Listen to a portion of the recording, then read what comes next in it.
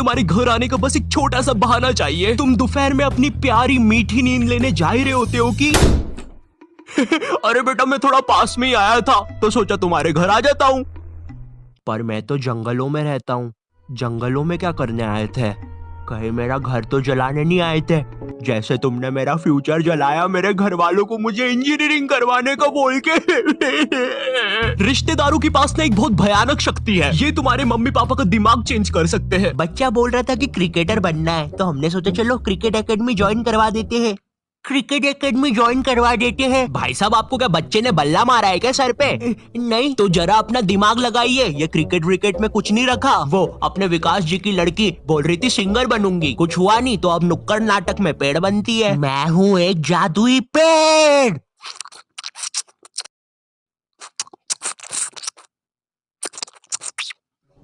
क्या हम ये पेड़ का रोल हटा सकते हैं? वैसे भी ये नाटक खरगोश और नेवले की जुगलबंदी के बारे में है। और क्या मुझे कोई बताएगा इधर असली नेवला किसने छोड़ा? अब हमारी फैमिली में एक रिश्तेदार ऐसा होता ही है जिसे ना बहुत जोर से ज्ञान देने की आदत होती है। इसे लगता है कि पूरे ब्रह्मांड का ज्ञान ना इसके पास ही है और इनका मन पसंदीदा काम होता है लोगों को एडवाइस देना। तुमने 10th पास करी, अब सब्जेक्ट कौन सा लेना है वो ये बताएंगे। तुमने कॉलेज पास करा, अब नौकरी कौन सी करनी है वो ये बताएंगे। फैमिली में कोई बीमार है, उसका इलाज ये बताएंगे। फैमिली में कोई मर गया, इलाज इनने बताया था, पकड़ो। अब करियर चुनते समय भी ना ये लोग अपनी टांग बहुत अच्छे से अड़ाएंगे। पापा मुझे गेम बनाने वाला बनना है। अरे बेटा जिंदगी एक पूरा गेम ही तो है। भाई साहब आप इसको बनाओ डॉक्टर, बहुत स्कोप है, मतलब इसकी माँ का मुंह में रजनीगंधा और कदमों में दुनिया। नहीं पापा डॉक्टर तो नहीं पापा, इतनी पढ़ाई से तो मजदूर बन जाऊंगा मैं, लेकिन डॉक्टर तो। मुंह में रजनीगंधा कदमों में दुनिया, क्या बात कहे आप? नहीं भाई साहब हाँ। मुंह में रजनीगंधा कदमों में दुनिया। इस वीडियो की स्क्रिप्ट लिखने वाले को तो चप्पलों से मार देना चाहिए। तुम्हें पता है रिश्तेदारों की नजर ना अपने बच्चे से ज्यादा दूसरे के बच्चे पे होती है। कल को अगर कोई कांड भी कर दोगे ना तो एक बार को पुलिस को नहीं पता चलेगा, लेकिन इन्हें जरूर पता चलेगा। अरे ऑफिसर मेरी दादी झूठ बोल रही है, मैंने उनकी बत्तीसी से पेट नहीं खुजाई। मिस्टर आयु यू आर अंडर अरेस्ट।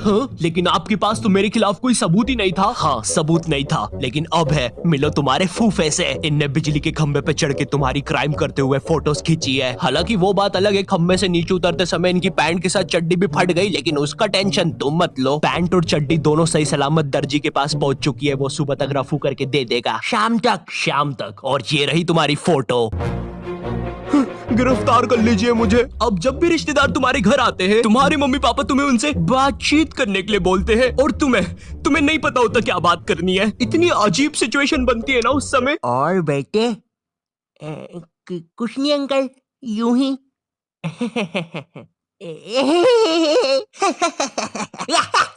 अरे पागल खाने के कैदी हंसते हैं ऐसे एक दूसरे को देख के। अब कुछ रिश्तेदार ना तुम्हारे सीधे घर आते हैं और तुम्हें तुम्हारे बचपन की अजीब सी यादें बताने लग जाते हैं। बेटे तेको याद है एक बार मैंने तेको तेरी लंगोट केबल उठा के पंखे पे लटका दिया था और तेरी माँ ने अनजाने में पंखा खोल दिया था, वो भी 5 की स्पीड पे। मरते मरते बचा था तू। उस समय तुम्हारे दिमाग में बस एक ही बात आ रही होती है, कौन है ये आदमी और बचपन में ये मुझे क्यों मारना चाहता? तो ना फिर भी ठीक है। तुम्हारे साथ कभी ऐसा हुआ है तुम आराम से एक चड्डी में बैठे हो और जेल जैसे कटोरे में दाल चावल खा रहे हो, ठंडी ठंडी हवा चल रही है और सब कुछ मस्त चल रहा है, लेकिन एकदम से तुम्हारे घर पे 10 रिश्तेदार आ जाते हैं। अब जरा सोचो उस चड्डी पे दाल चावल खाते हुए बच्चे पर क्या बीत रही होगी। तुम्हें वहाँ से भागने तक का मौका नहीं दिया जाएगा। भाई पूरा दिमाग सुनने पड़ जाता है इतने सारे रिश्तेदारों के सामने। ए छोटू अपने मालिक को बुलाना तो जरा। मम्मा। अच्छा ये इनका बेटा है। छी